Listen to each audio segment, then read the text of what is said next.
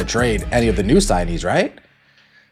Let's take a look at some of this reaction because they're getting crushed. Fans are not happy with the performance that they saw yesterday. Preseason, not preseason. It only confirms that we're too small. Why are we getting all these? It only confirms that complaint of all offseason. The Fever front office need to make some cuts and trades expeditiously. That was painful to watch. I hope CC is not re-injured. Welcome back to Simply Explained. Today, we are breaking down something that sounds almost too bizarre to be real, but every single piece of it actually happened over the course of just 48 hours inside one of the most high-profile franchises in the WNBA right now. Here's the short version. The Indiana Fever lost a preseason game badly. Their franchise player played brilliantly, got hurt, and her team fell completely apart without her.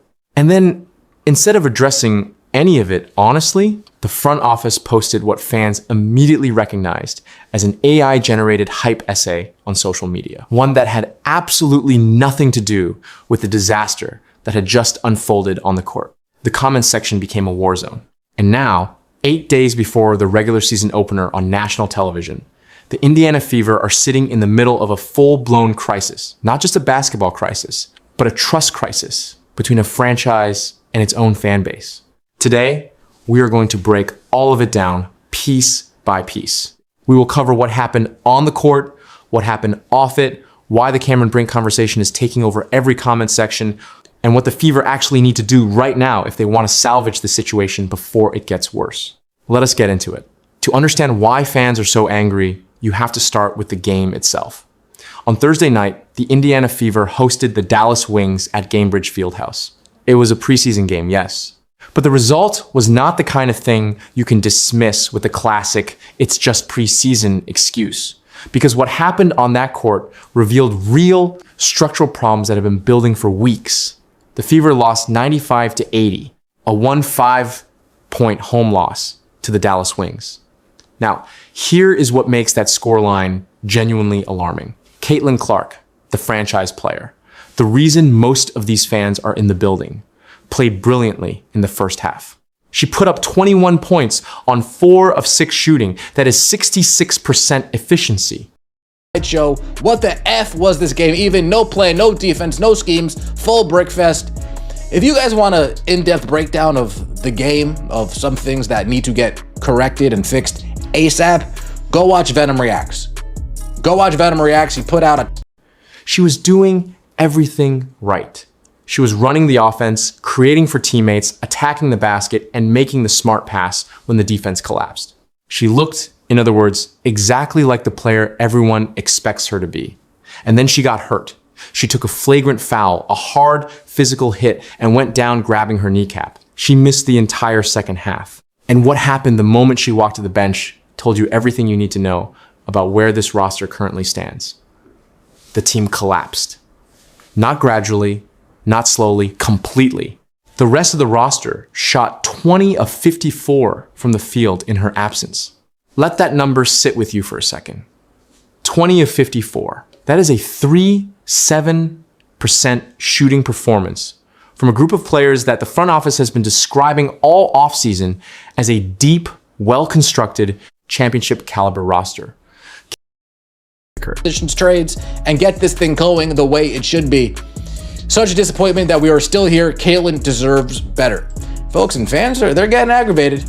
I don't know if you noticed, that preseason game, I get it, it's preseason, but Paige was in town, AZ Kelsey Mitchell, the player, earning $1.4 million on a Supermax contract, one of the highest paid players on this roster, finished the game as a -1.8 and shot 4 of 12. Sophie Cunningham, another key piece of the starting rotation, finished with 0 points.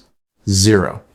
The defense, which is supposedly the calling card of head coach Stephanie White's system, gave up 36 points in the second quarter alone. 1 quarter. 36 points. It was, by any honest measure, an embarrassing performance.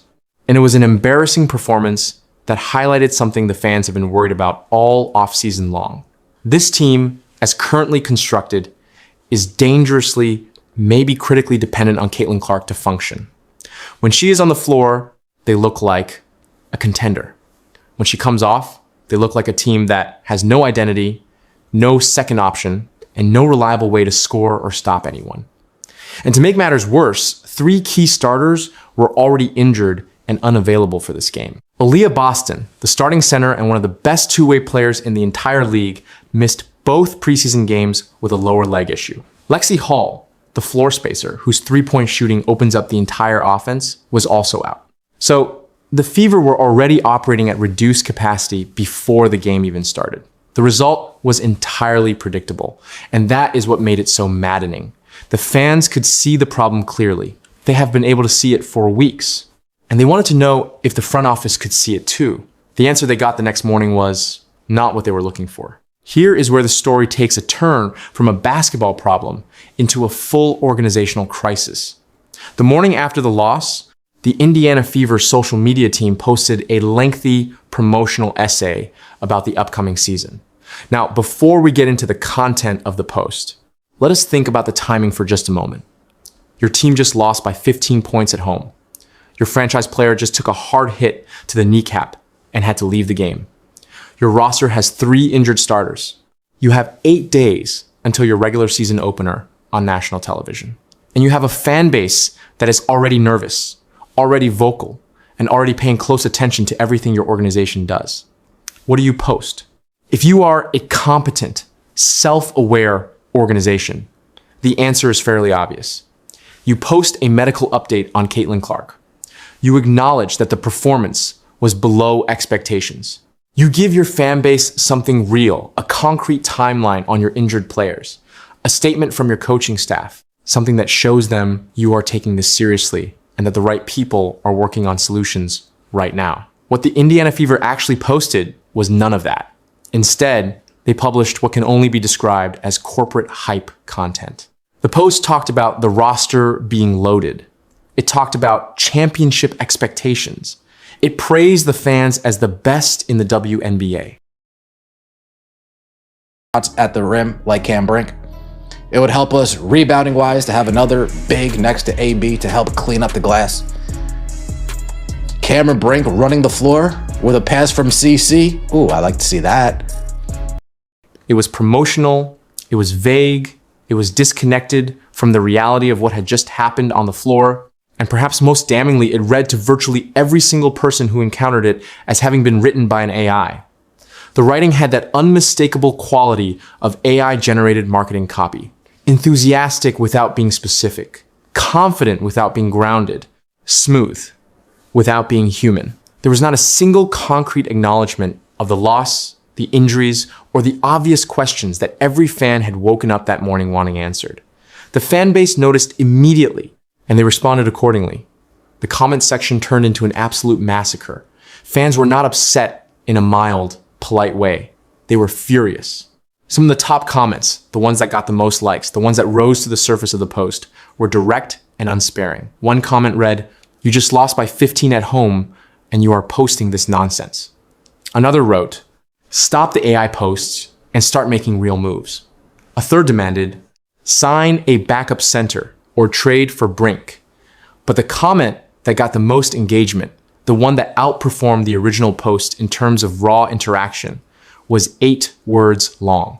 8 words that should have landed like a punch in the gut for every single person in the Fever front office. "This franchise sucks so bad." Think about what it takes for a comment under your own team's social media. Post to get more engagement than the post itself. Think about what that says about the relationship between this organization and its own fans right now. The post was designed to generate excitement, to build momentum heading into the regular season. Instead, it became a lightning rod for every frustration that has been building since the offseason began.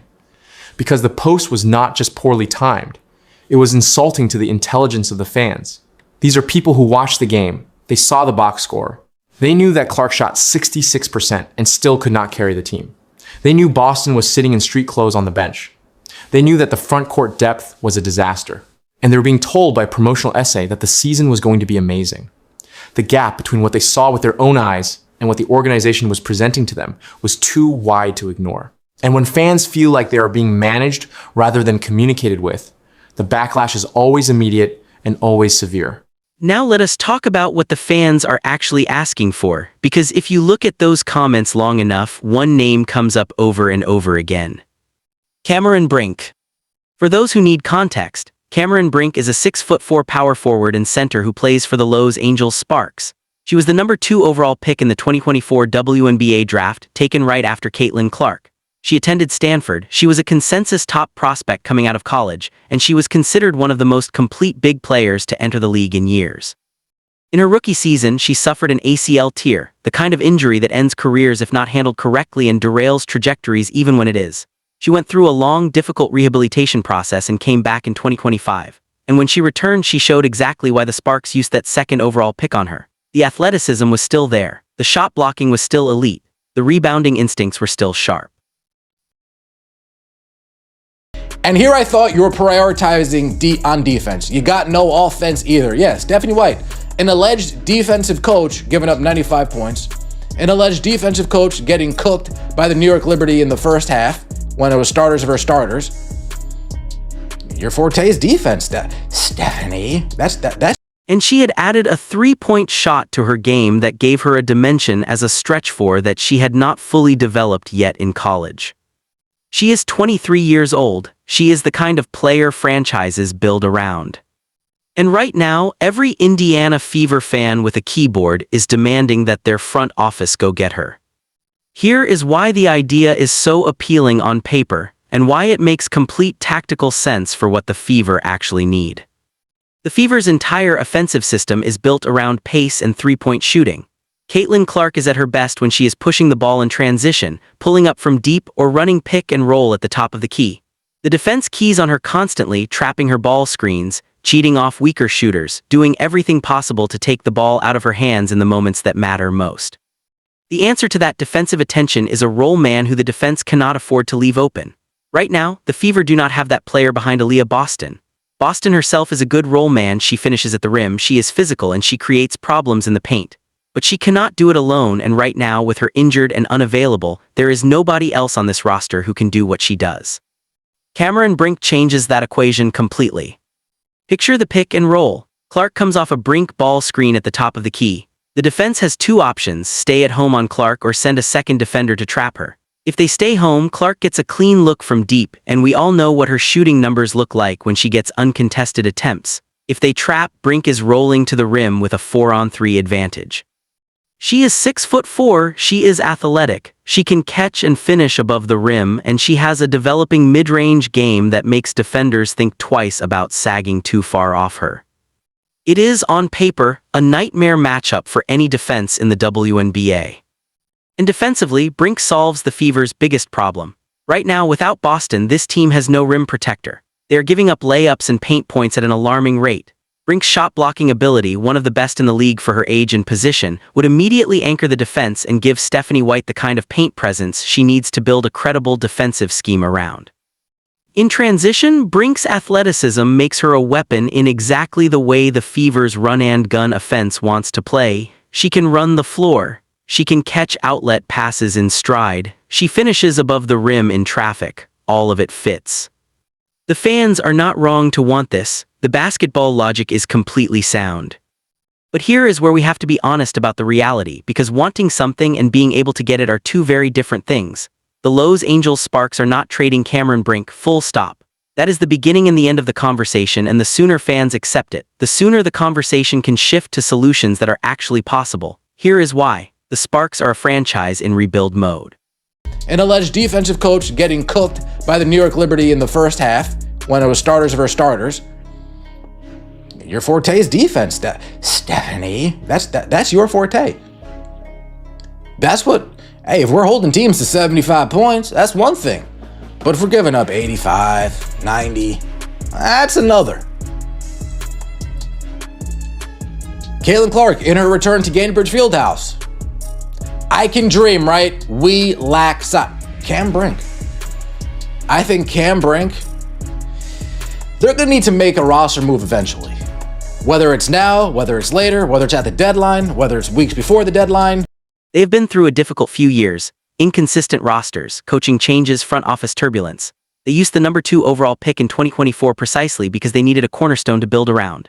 Cameron Brink is that cornerstone. She's 23 years old, she's a former top 2 pick who has already proven she can impact games at a high level, and she's exactly the kind of player that organizations spend years trying to find and develop. No team trades that player unless they are receiving something historically significant in return. And when we say historically significant, we are talking about multiple first-round draft picks, future ones over multiple years, plus at least one promising young player who can immediately contribute. Does the Indiana Fever have that to offer? No, they do not. And the reason they do not is directly connected to the roster decisions the front office made this offseason, decisions that are at the heart of why fans are so frustrated in the first place. The Fever already used their first-round pick this year on Raven Johnson, a guard. That pick is gone. It is not available for a trade package. And looking at the roster they have assembled, the pattern is clear. This front office invested heavily in the guard and wing positions while leaving the front court dramatically undermanned. They committed massive salary cap space to Kelsey Mitchell, a guard. They brought in Sophie Cunningham, a wing. They added other perimeter pieces.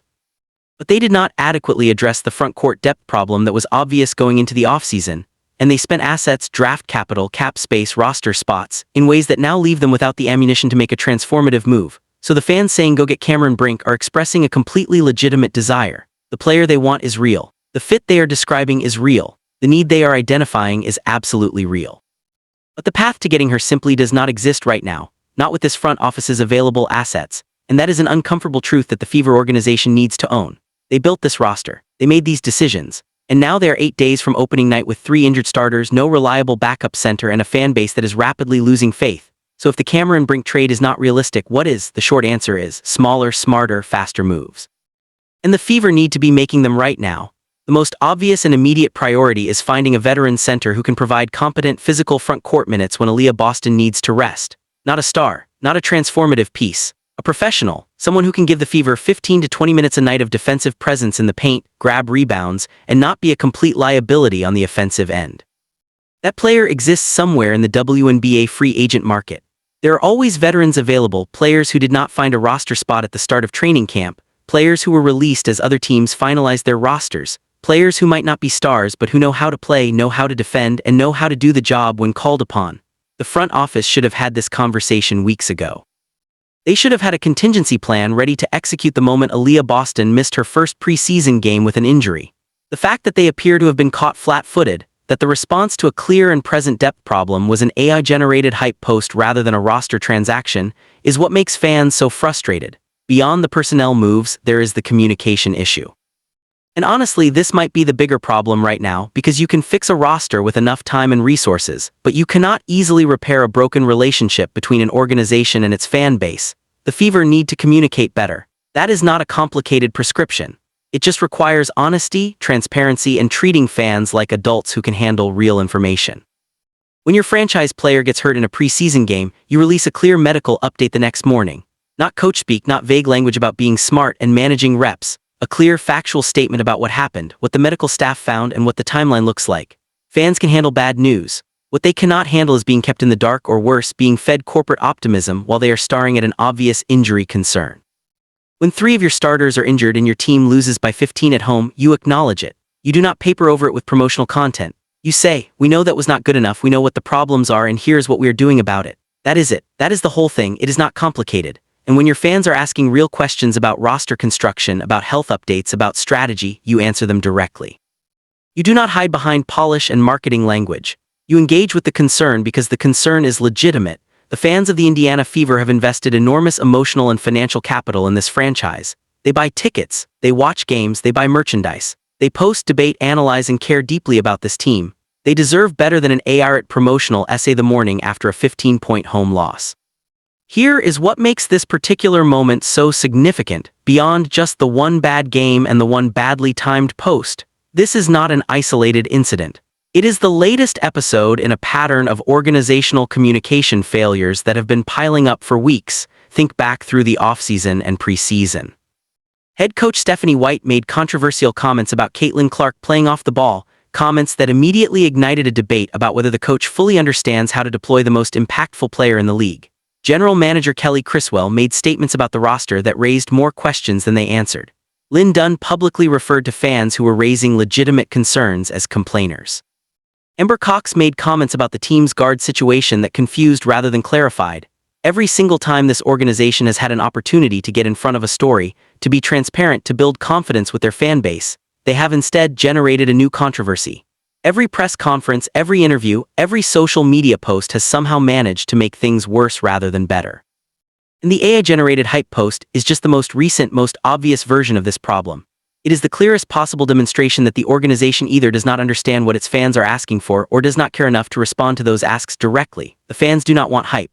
They want honesty. There is a significant difference between those two things, and a competent front office should know that by now. Here is the real danger in all of this. The Indiana Fever are not just a basketball franchise right now. They are one of the most commercially significant franchises in the entire WNBA, maybe in the history of the league. Caitlin Clark's arrival created a cultural moment that extended far beyond basketball. It brought in new fans, new media attention, new sponsorship money, and new visibility for the entire league. The Fever became a national story practically overnight. That elevated status comes with elevated expectations. When you are drawing national television audiences and selling out arenas and generating the kind of fan engagement that the Fever are generating, you have to operate at a higher level of professionalism. You have to communicate at a higher level. You have to make decisions at a higher level. And right now this front office is not meeting that bar. Let us go deeper on the roster issue, because it deserves more than a surface-level treatment. The Fever's front court situation right now is genuinely alarming, and it did not happen by accident. It is the direct result of the roster construction decisions the front office made this offseason. Aaliyah Boston is, when healthy, one of the best centers in the WNBA. She is an all-WNBA caliber player who defends at a high level, finishes around the rim, and is smart enough to make the right decision with the ball. The Fever's entire defensive scheme is built around her anchoring the paint, but she has missed both preseason games with a lower leg issue. That is concerning on its own, but what makes it genuinely dangerous is what is behind her. When Boston went out, the Fever were forced to rely on Monique Billings and Michaela Timpson in the front court. Here is what that looks like in practice. Billings went 1 of 5 from the field for 2 points against Dallas. Timpson had 11 points on efficient shooting, genuinely positive and a good sign for a rookie, but she is a rookie who has played exactly 2 professional basketball games. You cannot build a championship-caliber defense around a player with 2 games of professional experience, regardless of how talented she is. The moment is simply too big, too fast, and too physical for most rookies to handle immediately. Behind them, Damaris Dantas shot 2 of 11. Misha Hines-Allen provided some points but was a -8. There is no reliable second option in the paint. There is no veteran presence who can absorb 20 minutes of heavy minutes when Boston needs to come out for a rest. There is nobody who can make the opposition think twice about attacking the paint when Boston is on the bench. That is a massive structural problem, and the Fever are carrying it into a regular season that starts in 8 days. Compare this to what the front office spent resources on. Kelsey Mitchell, a guard, is earning $1.4 million on a supermax contract. They used their first-round draft pick on Raven Johnson, another guard. The roster is top-heavy with perimeter players at a time when the interior desperately needed investment. This was a choice. The front office looked at the team and decided that adding another guard was the priority, while assuming Boston would remain healthy and that whatever was behind her would be sufficient. And now, with Boston unavailable and the backup options clearly struggling, the consequences of that choice are playing out in real time. The fans are not wrong to be angry about this. They identified the problem before the season started. They raised it during the offseason. They were in many cases told their concerns were overblown. And now the evidence is right there on the box score. The regular season opener is 8 days away. It is against the Dallas Wings, the same team that just beat the Fever by 15 at home, and it is on national television. The pressure could not be higher. Here is what the Fever need to accomplish before that game tips off. First priority, get Aaliyah Boston on the court. Not necessarily for heavy minutes, not necessarily to play her full rotation. But get her out there for the Nigeria preseason game on Saturday, even if it is just 10 or 15 minutes of limited action, so the fan base can see with their own eyes that their starting center is healthy, moving well, and ready for the grind of a full regular season. The uncertainty around Boston right now is one of the biggest drivers of fan anxiety, and the simplest way to address that anxiety is to show people that she is okay. Second priority, same approach for Lexi Hull. Hull's floor spacing is not a secondary luxury for this offense, it is a functional necessity. When Hull is on the floor shooting from deep, it creates the driving lanes and post-up opportunities that make everything else work. Without her, the defense can compress and take away what Clark does best. Getting Hull minutes before opening night, even limited ones, is important both for her own rhythm and for the team's functional identity. Third priority, release a clear, specific, detailed medical update on Caitlin Clark. Not a statement that says we're monitoring the situation or we're being smart about it. A concrete statement. Is she 100%? What did the medical evaluation show? What is the expected timeline? This is the question every fan is asking, and the organization's continued vagueness around it is making the anxiety worse. Clark is the reason half these fans bought tickets. They need to know she is okay. Fourth, and this is the most important one, stop with the AI-generated promotional content. Stop posting things that are designed to manufacture excitement rather than communicate reality. Start talking to the fan base like they are adults. Acknowledge the problems, present real solutions. Let the basketball speak for itself once the games actually start, because here is the fundamental truth about this fan base: they are not unreasonable. They understand that it is preseason. They understand that injuries are part of basketball. They understand that rosters are works in progress and that not everything is perfectly calibrated before game one. What they do not understand, what they will not accept, is being patronized. They watched the game, they know what they saw.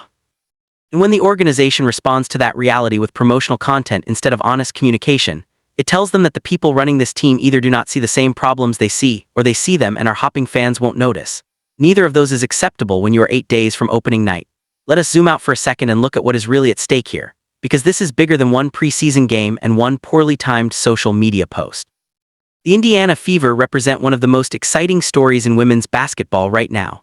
The combination of Caitlin Clark's arrival, the team's commercial renaissance, the sold-out arenas, the national television deals, the merchandise numbers, all of it has positioned this franchise as a model for what the WNBA can look like at its best. There is genuine momentum here. Real, tangible, historic momentum. But momentum is not permanent. It requires ongoing investment, not just financial investment, but investment in the relationship between the organization and its community. Fans who feel heard, respected, and honestly communicated with become loyal long-term supporters. Fans who feel managed, patronized, or ignored start to disengage. And when they disengage, they do not just stop watching, they become critics. They write 8-word comments under your AI hype posts. They tell their friends this franchise sucks. They stop buying tickets and merchandise and pushing the algorithm in your direction. The Fever have an extraordinary opportunity right now. They have a generational player. They have a passionate, engaged, knowledgeable fan base. They have national attention. All of that is real. But they are in danger of squandering some of that goodwill if they do not change course quickly. The pattern of communication failures, combined with the roster construction questions, combined with the injury concerns, combined with a preseason performance that exposed serious structural problems, all of it is adding up. And the AI post is what crystallized it all. It became the symbol for everything fans are frustrated about. It is not just that the post was badly timed. It is that the post represented an organization that was not listening, that was generating content rather than communicating, that chose the comfort of promotional language over the vulnerability of honest acknowledgement. Sports franchises build trust through honesty and accountability. They lose it through evasion and spin. The Fever are currently on the wrong side of that line, and 8 days is not a lot of time to get back to the right side. Here is where we land. The Indiana Fever are not a lost cause. They are not a franchise in freefall. They have a legitimate superstar in Caitlin Clark. They have a real piece in Aaliyah Boston when she is healthy. They have talent on the roster, and they have the attention of the entire country going into what should be an exciting season. But they have serious work to do, and the clock is running. The Cameron Brink trade that fans are demanding is not realistic. Not with this front office's available assets, not with what the Sparks would require in return. What is realistic is finding a veteran center who can provide dependable backup minutes, getting the injured starters healthy and ready, and fixing the communication strategy before opening night. Most importantly, the Fever need to understand something that should be obvious to any professional sports organization in 2025. Fans are sophisticated. They watch the games, they read the box scores, they know the salary cap numbers, they know the draft pick situations, they know when they are being sold something that does not match reality. And when they feel like the people running their team are not being straight with them, they are going to say so. Loudly. In the comments section of your AI-generated hype post, right underneath the 8-word comment that got more engagement than the post itself. The regular season opener is 8 days away. The Dallas Wings are coming to Indianapolis. The national cameras will be rolling. The fan base will be watching closely, critically, with very specific expectations about what they need to see. The Fever can still make this right, but they need to start right now, and they need to start with honesty. That is it for today's breakdown. If you found this useful, if you feel like this gave you a clearer picture of what is actually going on with the Indiana Fever right now, drop a comment below with your take. Should the front office be making a move before opening night? Do you think the roster is good enough when everyone is healthy? Let me know. Like the video if this kind of analysis is what you come to this channel for, and subscribe if you are not already, because opening night is coming fast, and we are going to be covering every moment of it right here. This has been Simply Explained. See you next time.